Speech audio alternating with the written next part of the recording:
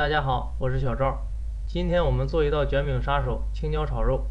这道菜做法特别简单，但想炒得香、炒得嫩，还特别下饭，细节非常关键。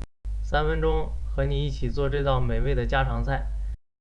用到的食材有里脊肉、青椒、葱姜蒜。调味品有生抽、老抽、耗油、料酒、盐、胡椒粉、糖淀粉。现在来准备食材。青椒炒肉丝想滑嫩不柴，入味不腥，核心有3步，照着做基本零失败。第1步，选肉和切肉，首选猪里脊肉，最嫩最不容易柴。肉丝逆纹切，切断肌肉纤维，吃起来才软。怎么确定是不是逆纹？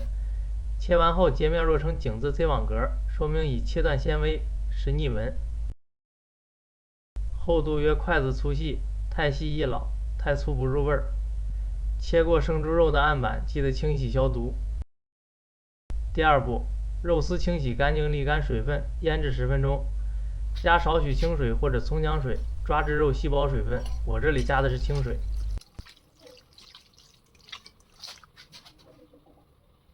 加1勺生抽，少许料酒，1勺胡椒粉，抓拌均匀。继续加入1勺淀粉抓匀，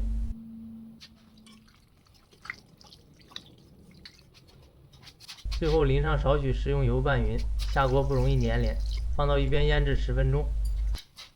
现在来配一个料汁，1勺生抽，半勺老抽，少许耗油，1勺盐，半勺糖，1勺淀粉，半碗清水，搅拌均匀，放一边备用。最后切青椒和葱姜蒜，青椒拍扁斜着切，更入味儿。食材都准备好了，先来炒肉丝。热锅加油。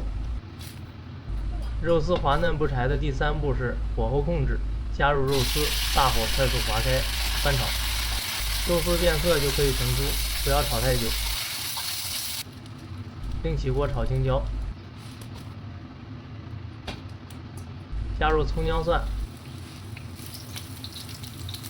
青椒断生即可，别炒软它。